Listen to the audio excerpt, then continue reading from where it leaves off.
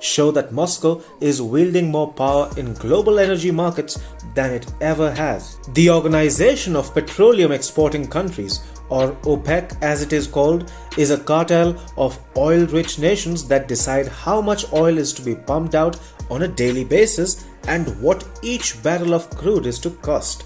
Then there is OPEC Plus. This has, in recent times, become the de facto OPEC, and it is controlled by Saudi Arabia and Russia.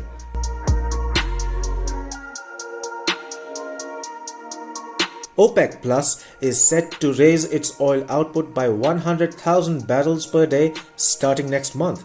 August 3rd gave the go-ahead to the increase, equivalent to 0.1% of global demand. According to OPEC data, the 100,000 BPD hike will be one of the smallest since OPEC quotas were introduced in 1982.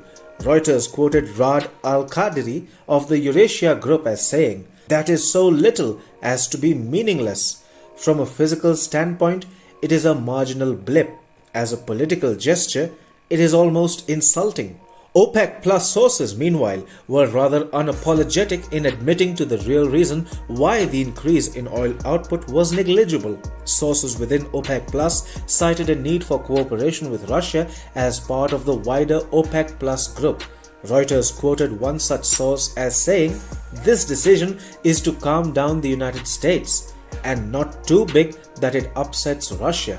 Essentially, had it not been for Russia, the United States would have got what it wanted from OPEC, which is a substantial increase in oil output to cool global crude prices. US President Joe Biden's tour of the Middle East last month turned out to be inconsequential after all. The primary motive of the US President's trip to Saudi Arabia was to get the kingdom to increase OPEC's oil output. OPEC Plus, however, is keeping Russia happy